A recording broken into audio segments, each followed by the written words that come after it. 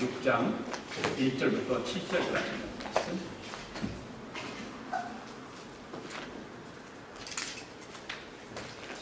우리 같이 합독하십니다. 시작. 그때 제자가 더 많아졌는데 헬라파 유대인들이 자기의 과부들이 매일의 구제에 빠짐으로 히브리파 사람을 원망하니 모두 사도가 모든 제자를 불러 이르되 우리가 하나님의 말씀을 제쳐놓고 적대를 일삼는 것이 마땅하지 아니하니 형제들아 너희 가운데서 성령과 지혜가 충만하여 칭찬받는 사람 7을 택하라. 우리가 이 일을 그들에게 맡기고 우리는 오로지 기도하는 일과 말씀 사역에 힘쓰리라 하니 온 우리가 그 말을 듣고 기뻐하여 믿음과 성령이 충만한 사람 스데반과 또 빌립과 고르고로와 니가노로와 아메나와 유대교에 입교한 안디옥 사람 니골라를 택하여 사도들 앞에 세우니 사도들이 기도하고 그들을 안수하니라. 하나님의 말씀이 점점 왕성하여 예루살렘에 제자의 수가 더 많이 많아졌고 그다음 제사장에 우리도 이 도에 복종하니라. 아멘. 오늘도 함께 은혜 받기를 원합니다. 은혜 받읍시다. 인사하시기 바랍니다. 오늘도 함께 은혜 받기를 원합니다. 앉으십시오.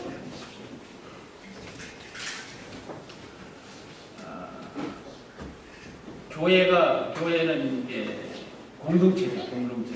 교회 안에는 교회가 크든지 적든지 성도들, 교우들 이렇게 보면 세 분류의 사람들이 있는 것 같아요.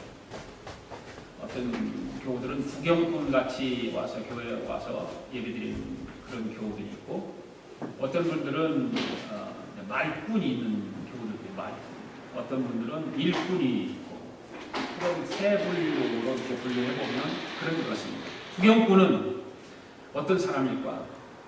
구경꾼들은 좀 교회관이 부족하죠. 교회관이 부족하고, 그래서 교회를 좀 이렇게 자주 옮겨 다니는 사람들, 그런 사람들이 구경꾼이죠.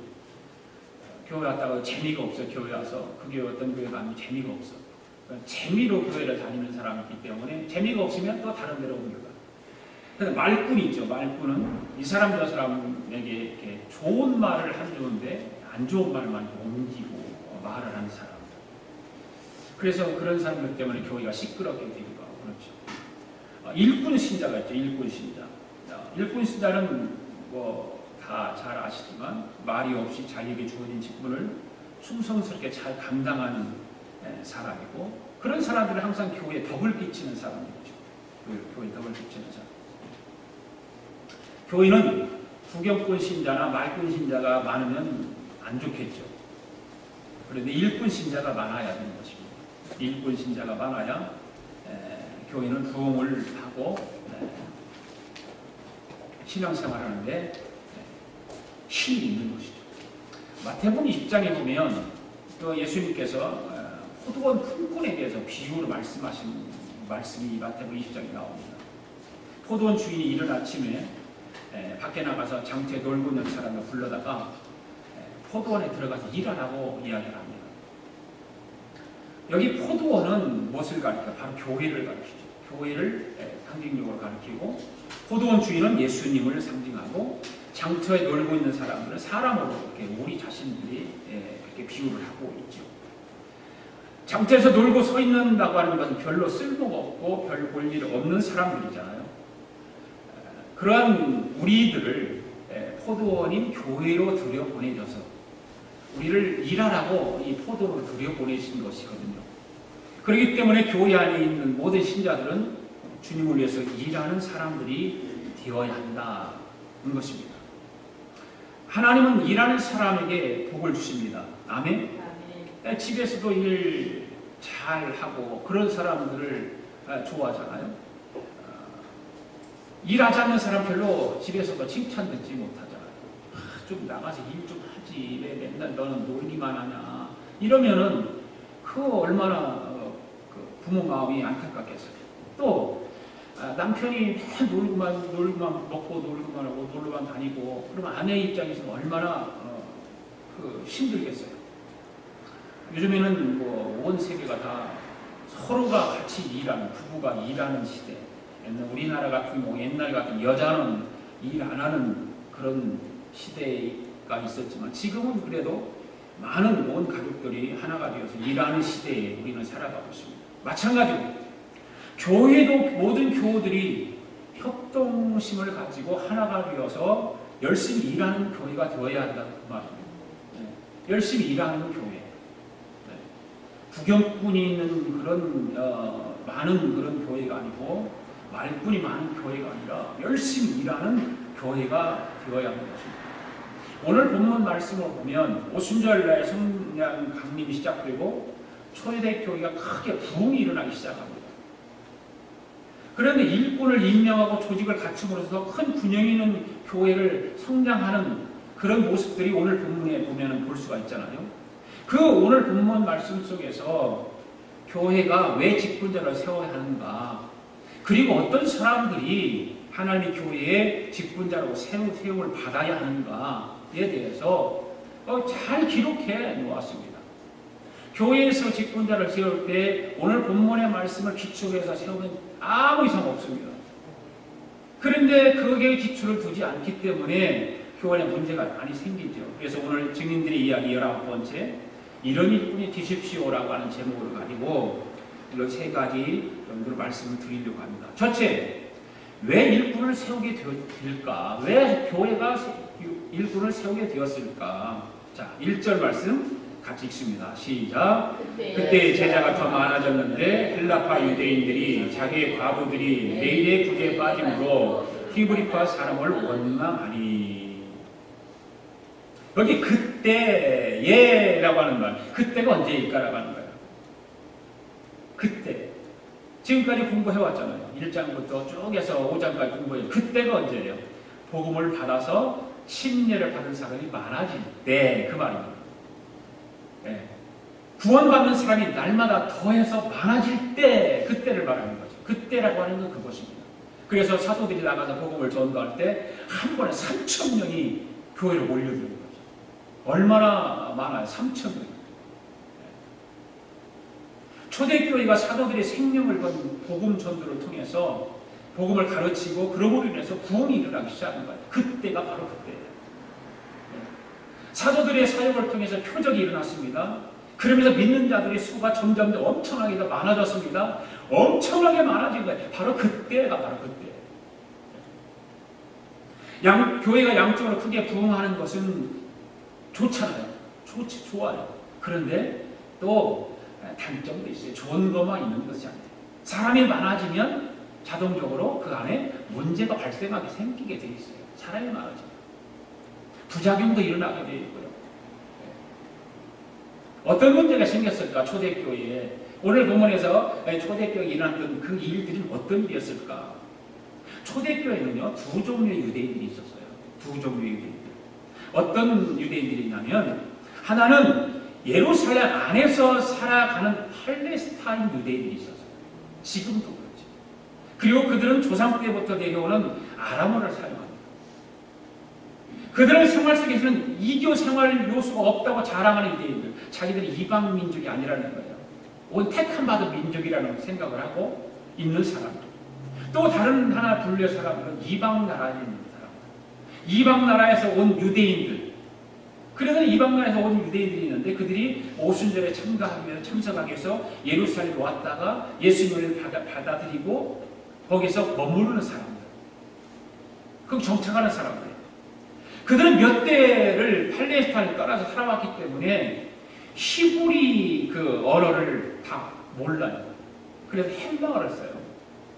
그래서 살면서 히브리 아람어도 쓰고 헬라어 말도 쓰고 그래요. 그래서 이 히브리어를 사용해야 하는 유대인들이 헬라어를 사용하는 그 유대인들을 무시하고 경멸하는 거예요. 그 많은 무리들이 모여 있으니까 무시합니다. 이 차별 대우가 매일매일 구제를 하는 일에 있어서 구제품을 분배를 하잖아요. 그 분배를 하는데 그 분배를 하면서부터 문제가 생기기 시작하는 거예요.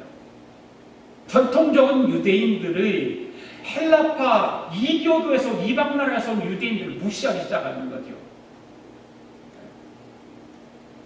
왜 그러니까 헬라어를 사용하는 유대인들은 자기들도 똑같은 유대인인데 왜 이교도 이방 나라 사람 취급하느냐는 거죠.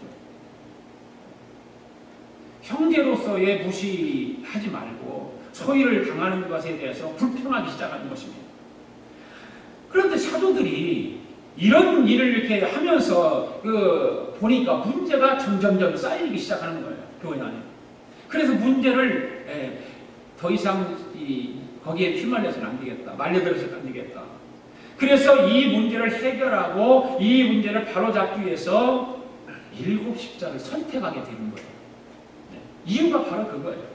교회가 양적으로 크게 부흥하는 건 좋은 일이지만 역시 사람들이 많아지면서 여러 가지 문제가 생기기도 하고 부작용도 일어납니다. 초대교회가 바로 그러했습니다. 그러니까 문제가 생기고 부작용이 생기는 거 아니겠어요?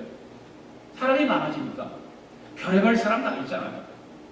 특히 이방 나라에서 온 유대인들과 전통적인 유대인들이 함께 모여서 이렇게 함께 나누는 가난하고 돈이 없으니까 서로 가난한 사람들 나누는 일이 있어서 문제가 생길 수밖에 없는 거죠.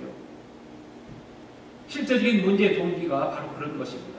교회에 내는 헌금을 분배하는 과정, 거기서 나눠야 되니까 히브리파 과부들에 비해서 헬라파 과부들이 그 혜택을 받는 데 있어서 적게 받는 거예요. 적게. 무시당하는 거죠. 소외되는 거죠. 서로가 유무상통의 그런 순수한 교회에 큰 충격을 줄 만한 불협화음이 바로 그런 일을 통해서 생기게 된 것입니다. 당시 교회가 커지면서 고아도 많고 그렇지 않아요. 그 옛날에 고아들이 얼마나 많았어요. 과부들도 참 많았고 나이가 많은 노령자들, 힘이 없어서 돈벌이를 못하는 사람들, 극빈자 이런 사람들이 교회가 이제 구제를 하기 시작하는 거예요. 구제하였어요.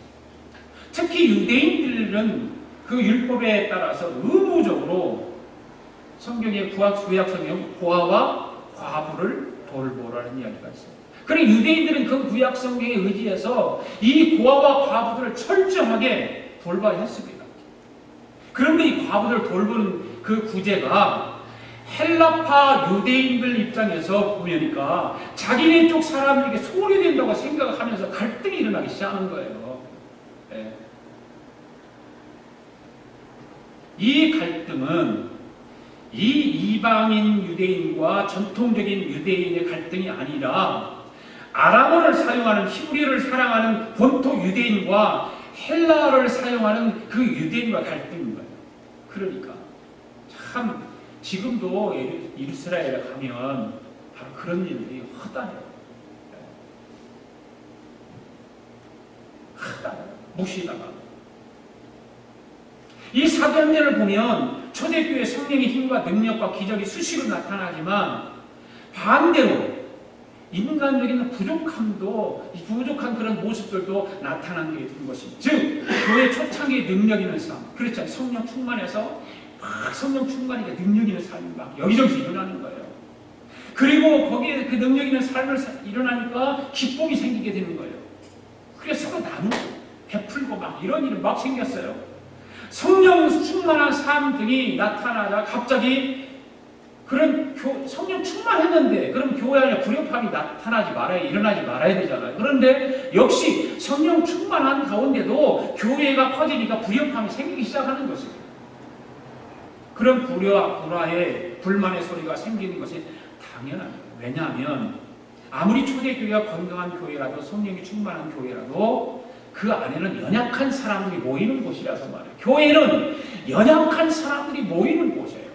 네. 그렇기 때문에 당연히 그런 불협화음이 생길 수밖에 없어요. 결국 초대교회도 소유의 문제에 봉착하게 되었는데 그 문제를 어떻게 해결하냐는 거예요. 어떻게 해결해요? 2절 말씀 봅시다. 2절 말씀. 시작. 12 사도가 모든 제자를 불러 이르되 우리가 하나님의 말씀을 제쳐놓고 접대를 일삼는 것이 마땅하지 아니하니. 자, 여러분 사도들이 하는 일은 하나님의 말씀을 연구하고 가르치고 전하는 거예요. 그런데 성도들이 많아지다 보니까 굳이 하는 일에 온 힘을 다 쓰는 게 사도들이 거기에 정신이 없어요.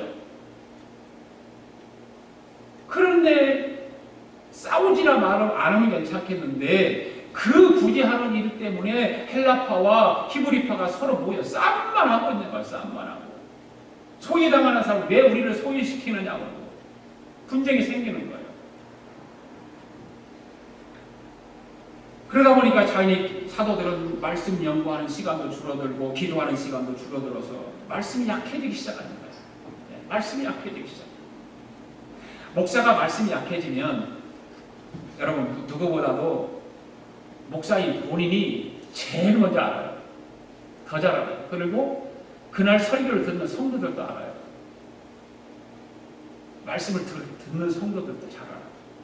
그래서 목사가 설교를 준비를 잘하지 못하고 설교를 하면 부담스러워. 무척 부담스러워. 설교가 잘 준비가 안 되면 부담스럽죠.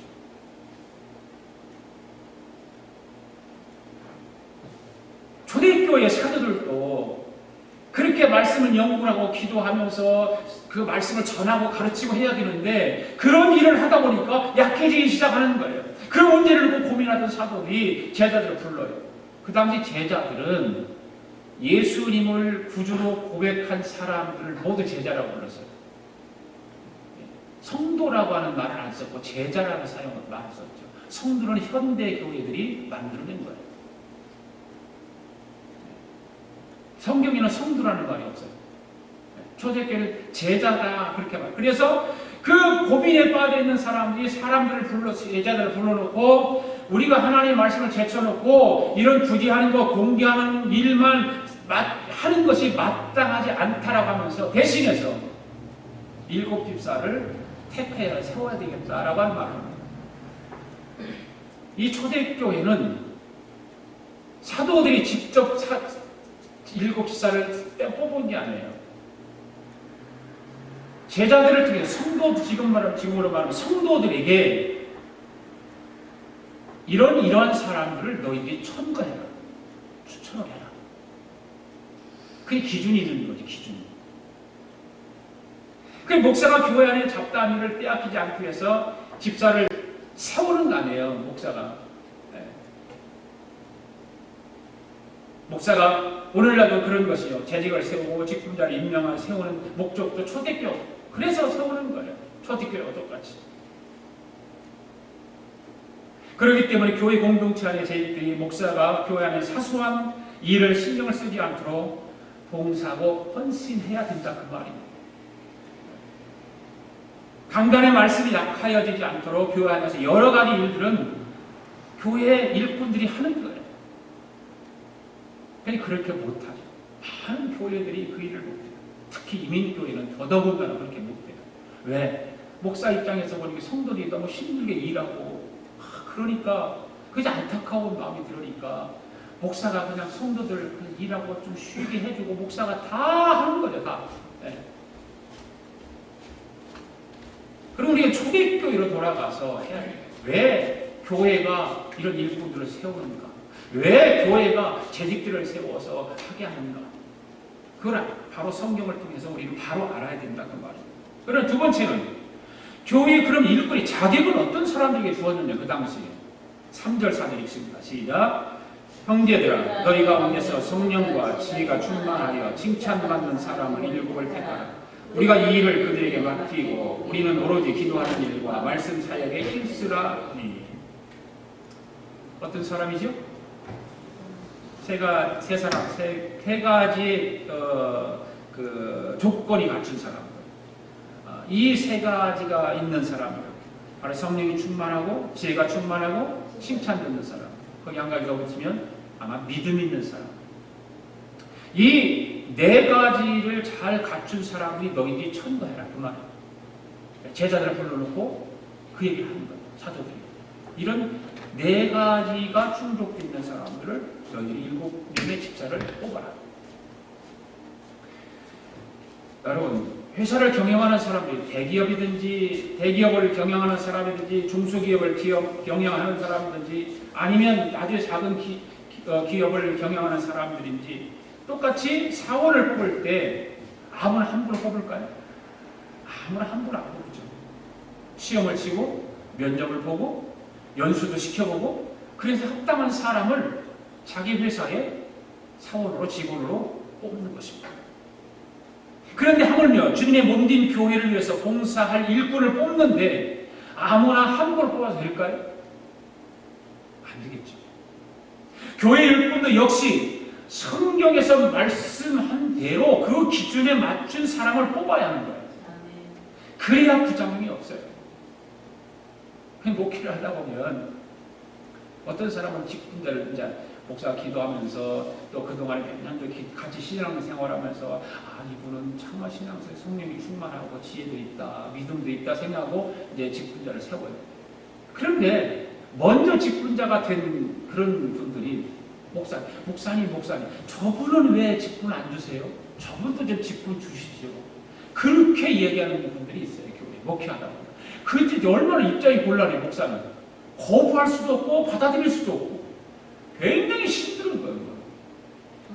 그분은 둘이 관계가 참 사이가 좋고 관계가 좋으니까 자기 입장에서는 그분도 직분을 세웠으면 좋겠는데 안 세워집니까? 그러다가 목사가 그분의 말을 안 들어주면 그분이 어떻게 될까요? 시험이죠. 그래서 교회에 분쟁이 생기고 문제가 생기고 교회를 떠나기가 참 힘든 거예요.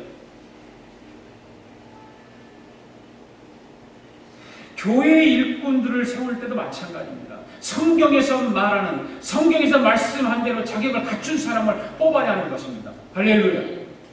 자, 그렇다면 거기에 세 가지 이야기하는데 성령이 충만한 사람이라고. 성령이 충만한 사람. 성령이 충만한 어떤 사람이 성령이 충만한 사람입니까? 어떤 사람이 성령이 충만할까?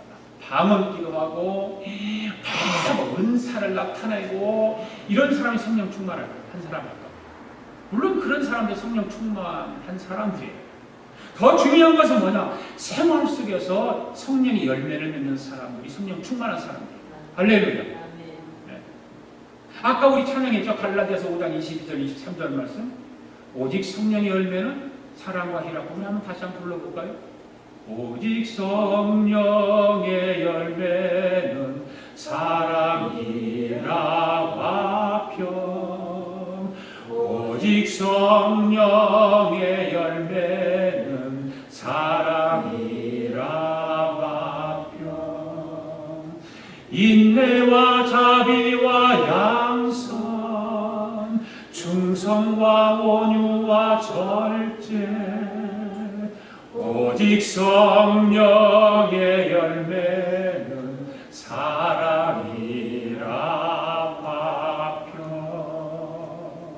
할렐루야. 바로 이런 사람들이요. 말씀 생활 속에서 말씀을 생활 속에서 나타내고 실천하는 것이 바로 지금 찬양했던 성령의 9가지 열매를 맺는 사람. 그래서 교인 간에 사랑을 베풀고 신앙생활에서 희락이 있고 또 사람들 간에 화평하고 자기의 마음에 좀 맞지 않더라도 오래 참을 줄 알고 맡은 일에 대해서는 충성을 다하고 행실에 있어서는 절제할 줄 아는 사람이 성령 충만한 사람이고 그렇게 살아가는 사람이 성령의 열매를 맺는 사람이라 그 말입니다. 할렐루야. 그 다음에 지혜가 충만한 사람은 어떤 사람입니까? 여러분 지혜와 지식은 다릅니다. 지혜와 지식은 달라요. 지혜는 위로부터 나는 거예요. 선과 악을 구분할 줄 아는 사람. 거짓된 이단과 그런 이단 교리의 참된 진리를 분별할 줄 아는 사람. 자신이 해야 할 일과 하지 말아야 할 일을 아는 사람. 지혜로운 사람이잖아요. 그걸 지식으로 배워서 되는 거 아니에요. 지식은 배움에서 오는 거잖아요. 근데 지혜는 배움에서 오는 것이 아니에요. 하늘로부터 오는 거예요. 선천적으로 온유한 사람들, 하늘로부터 받은 겸손한 사람들, 바른 예를 갖추는 사람, 바로 그런 사람이 지혜가 충만한 사람이에요. 그다음 믿음이 충만한 사람. 어떤 사람 믿음이 충만할까? 에녹처럼 하나님과 동행하면서 하나님을 기쁘시게 하는 사람. 믿음이 충만한 사람. 하나님이 이런 믿음으로만 할 수 있습니다. 아멘. 사람의 인간의 생각으로는 하나님이 할 수 없어요.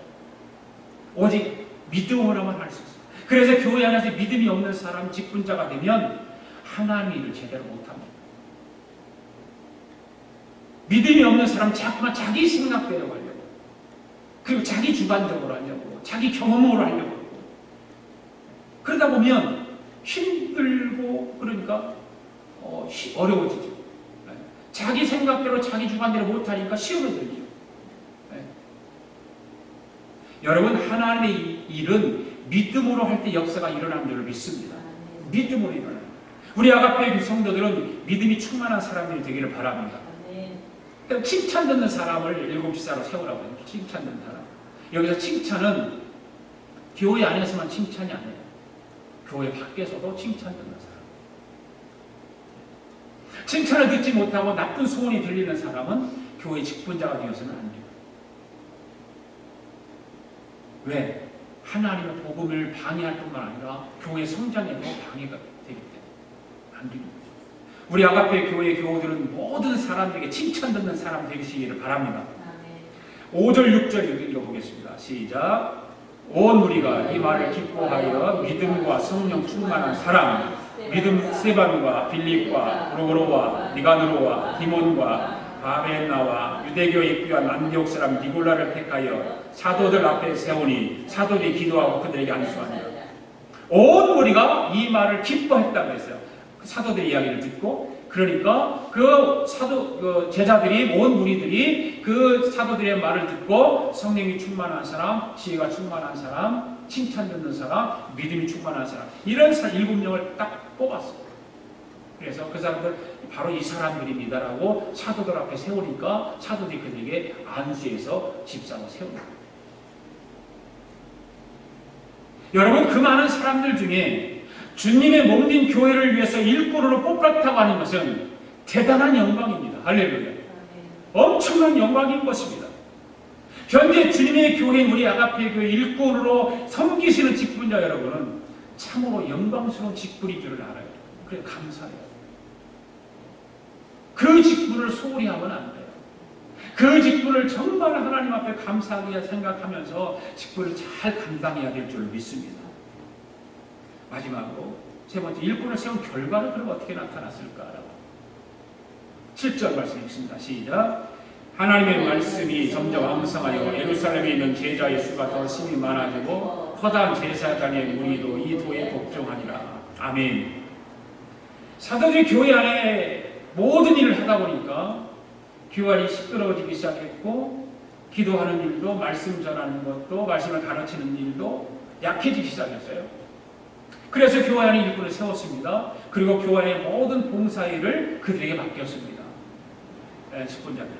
그리고 사도들은 기도하는 일과 말씀을 연구하는 일에 전념을 했습니다. 그랬더니 어떻게 결과가 났어요? 하나님 말씀이 왕성해졌다. 하나님 말씀이 왕성해졌다. 그리고 예루살렘의 제자의 수가 더 많아졌다. 교회 양쪽으로 부흥도 있었지만 더 중요한 것은 교회가 질적으로 성숙해졌다는 것입니다. 할렐루야. 심지어는 이런 일도 일어났죠. 말씀이 얼마나 왕성해졌으면 어떤 역사가 일어났을까요? 제사장의 무리들이, 이 제사장은 어떤 사람들이었어요? 제사장들은 사도들을 핍박하고 감옥에 가두고 그 사람 무시하고 막 힘들게 했던 사람들, 바로 이 제사장들의 무리들이 복음을 듣고 복종했다. 엄청난 일이 일어난 거예요. 우리는 이런 일들이 지금 이스라엘에도 일어나기 위해서 이스라엘에서 이런 기도해야 돼요. 유대교주의자들, 옛날 바리새인 서기관 그 지도자들, 예루살렘 성 주변에 있는 모든 그 유대교주의자들의 기도, 복음을 듣고 저도 회개하고 예수 믿도록.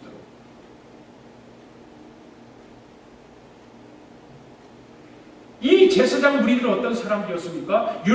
모세 율법을 따라서 제사를 주관하는 사람들이었습니다. 오로지 율법만 강조하고 종교적인 시기심으로 가득 차서 기독교인들을 핍박하고 그랬던 그 제사장들이 막 직분자를 세워가지고 사도들이 말씀 연구만 하고 기도하는 일에 전념을 하기 시작하니까 복음이 더 왕성하게 퍼지기 시작하면서 이 제사장들에게 영향을 끼치기 시작합니다. 제사장들이 복음을 들었어요. 순종했어요. 할렐루야. 이런 기적이 일어났다는 것입니다. 성령의 역사를 통해서만 일어나는 거예요. 성령의 역사가 바로 이런 일을 만들어내는 것입니다. 성령의 그 역사를 통해서 사도들이 하는 일과 저 제자들이 하는 일을 구분시켜서 분리시켜서 할 때에 놀라운 일이 일어나는 거예요. 교회는 혼자 사는 거 아니에요. 목사가 있지만 목사가 혼자서 다 하는 거 아니에요. 다 일을 분배해서 나눠서 서로가 자기 맡은 일에 충성을 다하고 열심을 다하고 할 때 교회는 부흥하고 성장하는 거예요. 아이 목사님이 다 하면 되지. 목사가 있는데 우리가 왜 해? 그러면 교회 절대 성장 안 해요. 그리고 7살을 세우니까 어떤 일이 생겼습니까? 교회 질서가 생겼어요.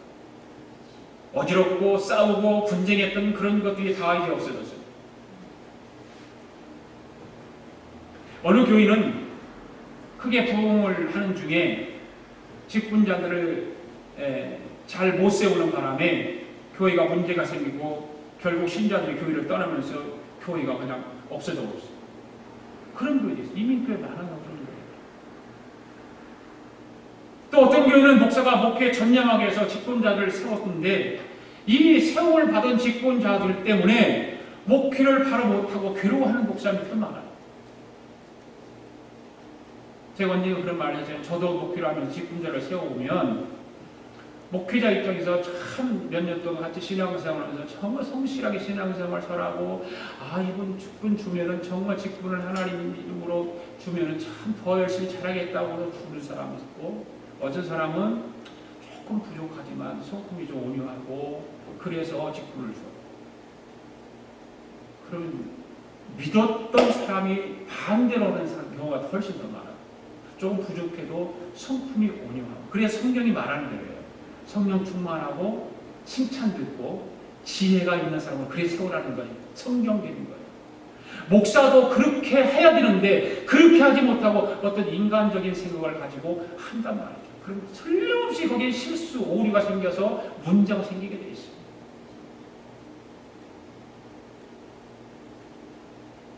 그래서 목사님들이 직분자를 세웠다가 그 세움받은 직분자들 때문에 목회를 바로 못하고 괴로워해요. 교회도 불행하고 목회자도 불행하고 온 교우들이 다 불행한 거예요. 그러면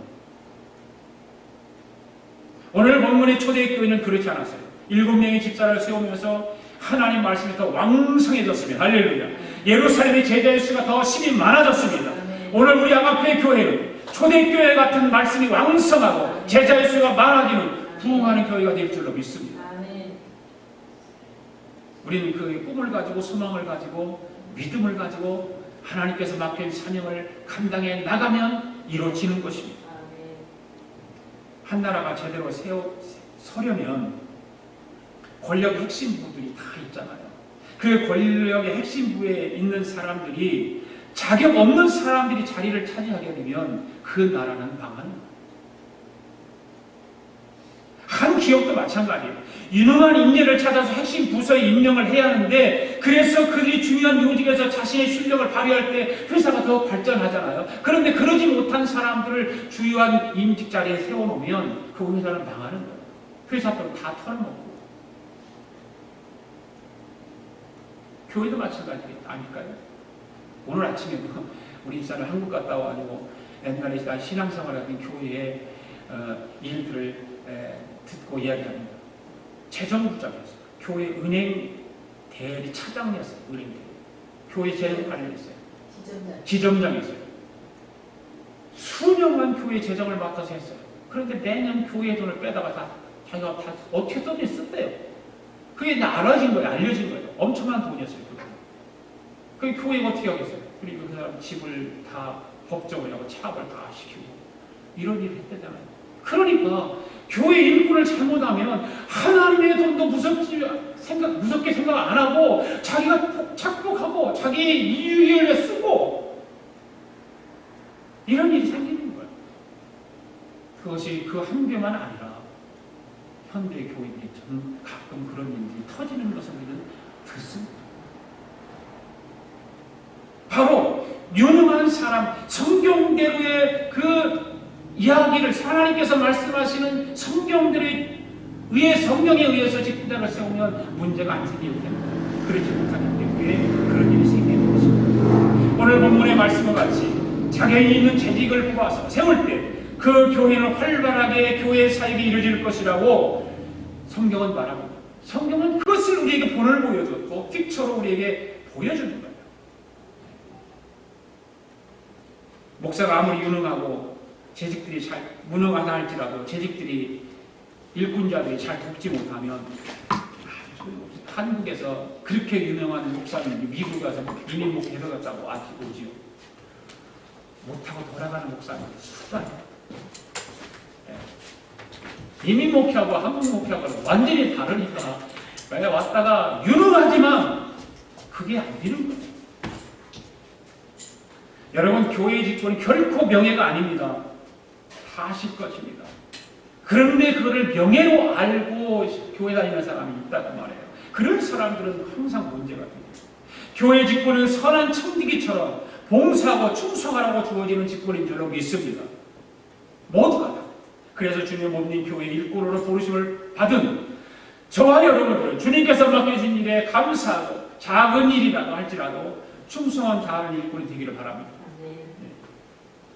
그래서 잠언 25장 13절 말씀은 이렇게 기록하고 있어요. 한번 읽어볼까요? 시작. 충성된 종은 추수하는 날에 얼음 냉수 같아서 그 주인의 마음을 시원케 합니다. 아멘. 참 말씀이 재밌잖아요.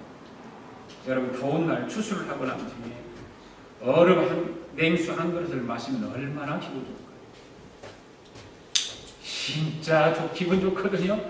갈증이 나고 그 무더운 여름에 더위에 그 냉수 한 그릇을 마시면 정말 시원하죠. 그 시원한 냉수 한 것으로 인해서 새 힘을 얻어서 힘있게 일할 수 있는 것처럼 교회 안에는 모든 직분자들은 추수하는 날에 지치고 목마른 주인에게 시원함을 주는 냉수와 같은 존재들이 되어야 되는 거죠. 하나님의 영광을 위해서, 하나님의 뜻을 따르기 위해서, 하나님의 나라가 확장되기 위해서. 그럴 때 일꾼의 사명을 다하게 되고 그 일꾼의 사명을 통해서 교회는 부흥하게 되는 것입니다. 사도 바울은 목회하면서 스데바나라고 하는 사람이 있어요. 그 스데바나를 통해서 이런 말을 했어요. 내 마음을 시원케 한 자다. 사울은 그런 얘기예요. 바울이 목회하면서 시원케 한 사람이 있었을까요? 아니에요. 바울도 목회하면서 시기하고 질투하고 적대감 가지고 한 사람이 주위에 너무 많았어요. 그런데 그런 사람들은 말을 많이 않고 잘 시원케 스데바나와 같이 내 마음을 시원케 한 자다. 이런 말을 많이 하죠. 오늘 우리 아가페 교회 직분자들은 초대교회 일꾼들과 같이 훌륭한 일꾼들이 되기를 바랍니다. 그래서 교회가 더 아름답고 성장하게 되는 우리 아가페 교회가 될 줄로 믿습니다.